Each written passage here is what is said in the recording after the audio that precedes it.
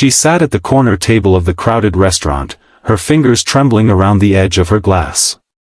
Every few seconds, her eyes darted to the glowing red exit sign above the door. To anyone else, she might have looked nervous about a first date, or maybe just shy.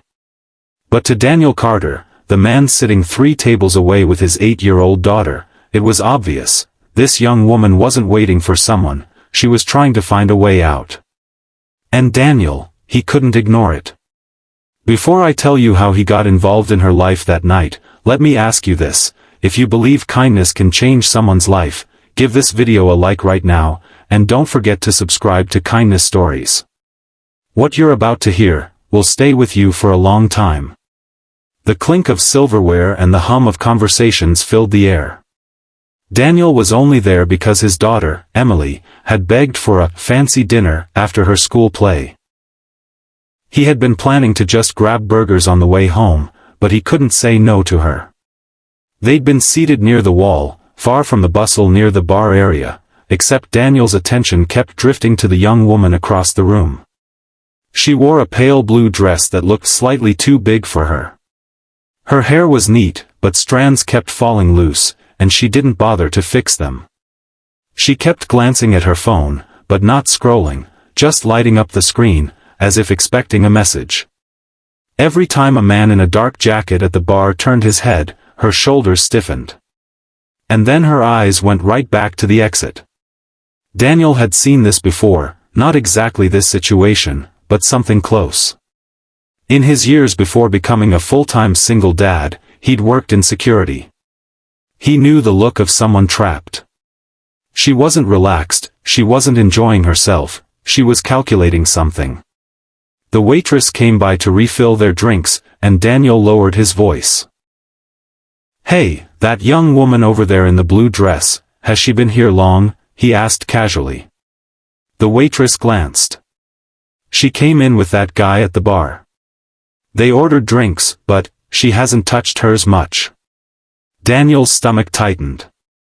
He didn't want to assume the worst, but something about the man's watchful glances screamed control. Emily was happily coloring on the kids' menu, oblivious. Daniel tried to focus on her, but his mind kept circling back. Then he noticed, the man got up, walked toward the restroom, but before going in, he spoke to the bartender, pointing subtly toward the girl. The bartender nodded. Whatever this was, she wasn't just waiting for a ride home. When the man disappeared into the hallway toward the restrooms, Daniel made his move. He walked past the young woman's table slowly, then paused as if checking his phone. Up close, he could see her eyes, red from holding back tears. "Miss," he said gently, "I don't mean to bother you, but you've looked at that exit about 15 times in the last half hour. Are you okay?" She froze. Her lips parted, but no words came out. Then her eyes flicked toward the restroom door. She whispered, I can't leave. He'll find me." Daniel's voice stayed calm. "Do you want to leave?" She hesitated, then gave the tiniest nod. In that instant, Daniel's protective instincts locked in. "All right. I can get you out of here. But you need to follow my lead."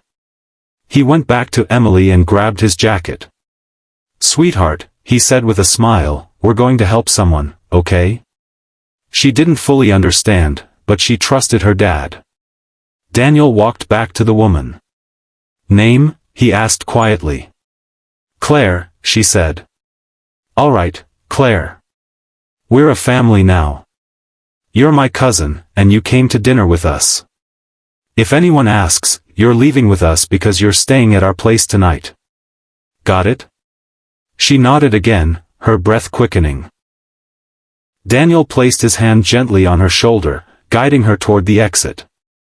Emily walked ahead, holding Claire's hand like they were old friends. The bartender called out, "Hey, she's with me," Daniel interrupted firmly, locking eyes with the man behind the counter. His tone carried the weight of someone who wouldn't be argued with.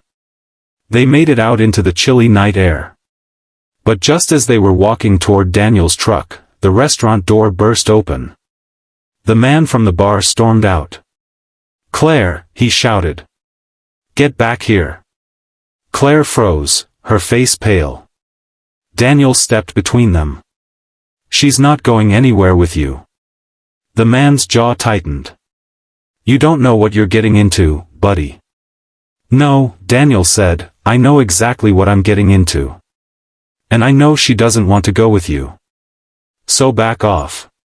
The man took a step forward, but Daniel stood firm. Passers-by began to slow down, noticing the confrontation. The man seemed to realize attention was turning toward him. He muttered something under his breath and stalked back inside. Claire exhaled shakily, clutching her small purse to her chest. "Thank you," she whispered. Daniel just nodded. "You're safe now. Let's get you somewhere warm." They drove away into the night, but Daniel knew this wasn't the end of her story. He didn't know yet who she was running from, or how deep her trouble went, but he knew one thing. He wasn't going to let her face it alone. The hum of the truck's heater filled the quiet. Claire sat in the passenger seat, staring out at the dark streets of their small Washington town.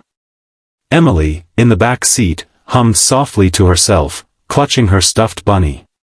"You don't have to tell me anything," Daniel said gently as he drove, "but I need to know if you're in danger tonight."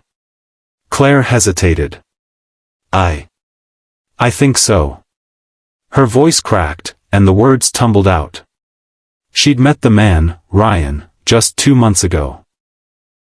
At first, he was charming, generous, attentive. But slowly, his behavior changed. He started controlling what she wore, who she spoke to, where she went. Tonight, he'd taken her out for drinks, but when she refused to have more than one, he grew tense.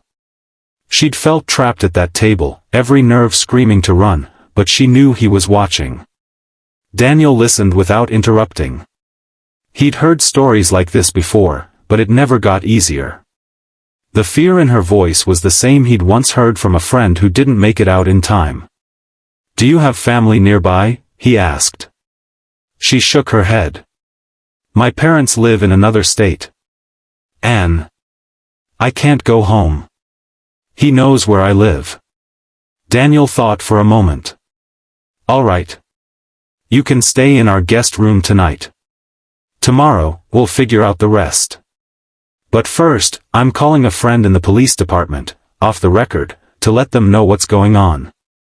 That way, if he tries to find you." She looked at him in shock. "Why are you helping me? You don't even know me." Daniel glanced at her, then back at the road. "Because I've seen too many people look at the exit, and never make it there." When they arrived at Daniel's modest home, Emily showed Claire the guest room with innocent excitement, like she was hosting a sleepover. Claire smiled for the first time that night. Daniel made tea, and they sat at the kitchen table. Claire's hands were steadier now. "You probably saved my life," she said softly. "I didn't think anyone would notice." Daniel shook his head. "People notice. They just don't always act." The next morning, Claire woke to the smell of pancakes. Emily chattered happily, and Daniel handed Claire a cup of coffee. But their peace didn't last. His phone buzzed. It was his friend from the police, giving him an update. Ryan had been arrested the night before, not long after Daniel drove away, apparently for causing a scene at the restaurant and shoving someone who tried to intervene. The police were also looking into other complaints against him. Claire's eyes filled with tears. I can't believe it's over." Daniel smiled faintly. "It's not over. But it's a start." Over the next week, Claire stayed with Daniel and Emily until she could arrange to move to another city and start fresh. On the morning she left, she hugged Emily tightly, then turned to Daniel. "I'll never forget you," she said. "You gave me more than just a way out. You gave me hope." Daniel nodded. "Just promise me, if you ever see someone looking at the exit, you'll help them too. And that's what kindness is about, It's not just noticing when someone needs help, it's having the courage to step in. If you believe the world needs more people like Daniel, please give this video a like and subscribe to Kindness Stories. Because sometimes, the smallest act of bravery can change someone's